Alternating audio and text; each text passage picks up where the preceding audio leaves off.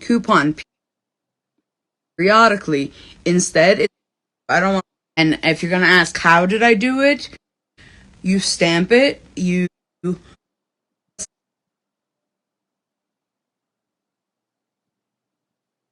Well, check please, turning monthly statements into bills of credit. Well, I put a 10-cent stamp on it, and also the treasuries, the treasury stamp. W-9, yeah. I believe it was W-9. I gotta go look back. I'm pretty sure it was W-9. So anyways, I'm going to continue reading.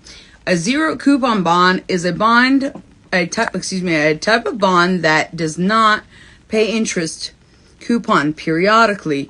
Instead, it's sold at a deep discount to its face value. The investor makes a profit when the bond matures and they are paid the face value of the bond. Here's how zero coupon bonds work. Number 1, purchase. Investors buy the bond at a price significantly lower than its face value. For example, a bond with a face value of $1,000 might be purchased for $700. Number 2, holding period. During the term of the bond, it does not pay any interest. The investor simply holds the bond. Number 3, maturity. At the end of the bond's term, the investor is paid the face value of the bond. Using the previous example, the investor would receive $1,000 at maturity. The difference between the purchase price and the face value, 1,000 minus 700 equals 300, is the investor's earnings. So, does this relate to a 1099 OID? The term 1099 OID refers to the IRS Form 1099 OID, Original Issue Discount. This form is used in the United States to report the taxable interest income an investor has received from bonds, notes, or other financial instruments that were purchased at a discount to face value. In the case of a zero coupon bond, even though you receive no actual interest payments from the bond during its term, the IRS considers the imputed interest that accrues each year as income for that year, even though you won't actually receive that income until the bond matures. That this imputed interest is reported on Form 1099 OID. Here's an example. If you purchase a $1,000 zero coupon bond for $700 with a 10-year maturity, the $300 difference is considered interest. This interest is divided over the 10-year life of the bond, and a portion of it must be reported as income on your tax return each year, even though you are not actually receiving any interest payments. The amount to be reported each year is provided to both you and the IRS on Form 1099 OID by the entity that is issued the bond. It's important to consult with a tax professional to understand the tax implications of a zero coupon bond or any other type of investment. Chapter 17, Fiat Currency versus Legal Money. And yes,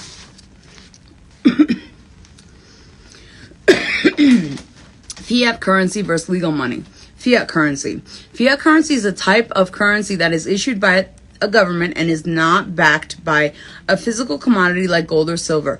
The value of fiat money is derived from the relationship between supply and demand and the stability of the issuing government rather than the value of a commodity backing it.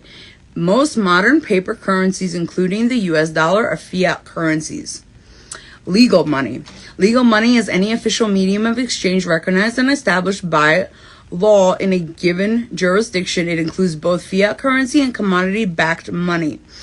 Legal money must be accepted if offered in a payment of debt.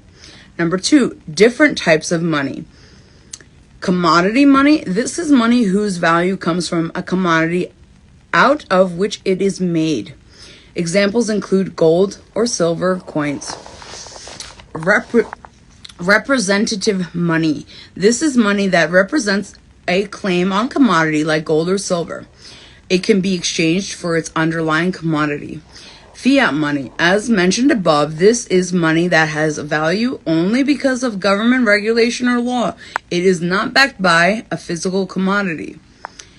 Digital or electronic money. This is money that exists only in digital form. It includes cryptocurrencies like Bitcoin as well as digital versions of fiat currencies. Number three, accessing treasury bills and treasury securities as money. Treasury bills, T-bills, and treasury securities are not money in the traditional sense, but they are highly liquid and can be easily bought and sold. Here's how to access them.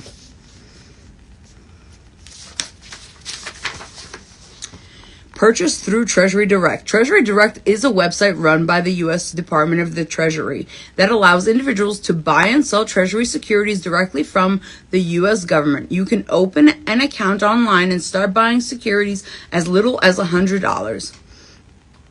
Purchase through a bank or broker. Many banks and brokers also sell Treasury securities. You may need to open a brokerage account to buy securities this way. The secondary market. After Treasury securities are issued, they can be bought and sold on the secondary market. This is typically done through a broker. It's important to note that while Treasury securities are highly liquid, they are not the same as cash. If you need to convert a Treasury security into cash, you would need to sell it, which could potentially result in a loss if the market value of the security has declined. Chapter 18. Enrolled agents, the highest status within the IRS and how to become one. Enrolled agents, the highest status within the IRS and how to become one. Introduction to enrolled agents. In the vast world of taxation, enrolled agents, EAs, hold a prestigious and elevated status within the Internal Revenue Service. This chapter will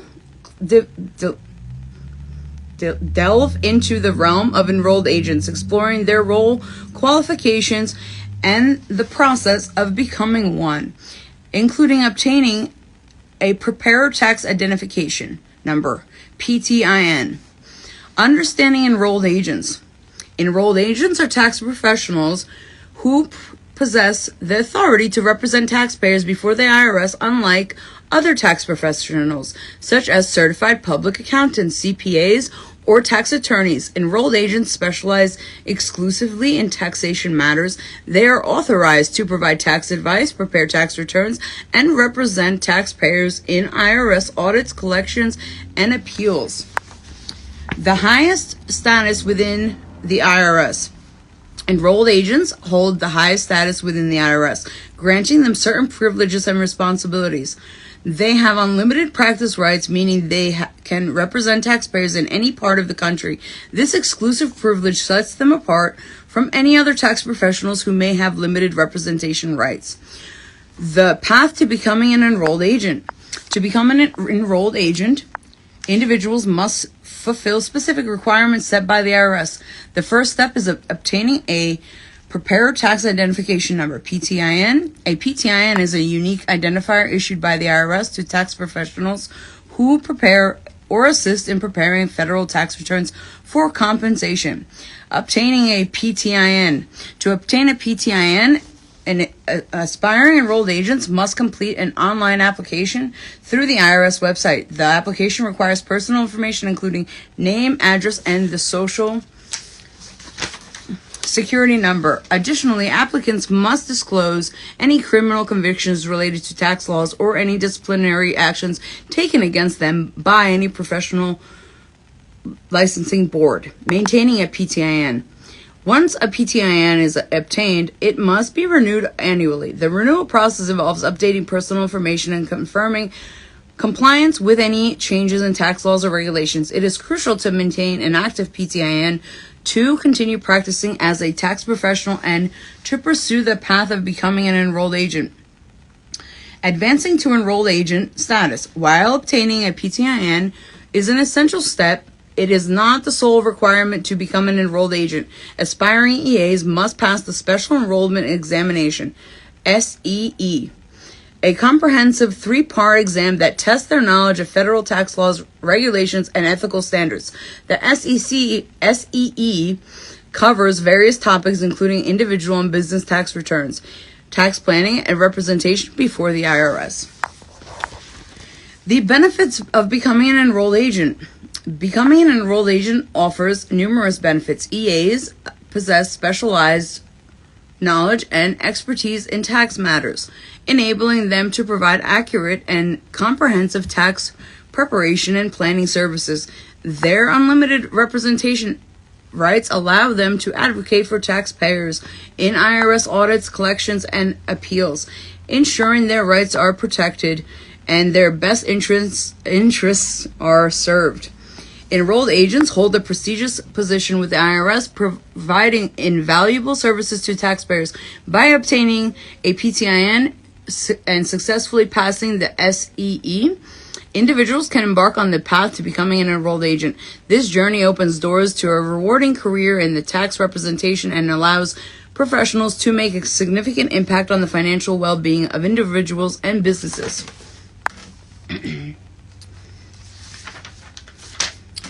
Chapter 19. Retitling debt notes into bills of credit.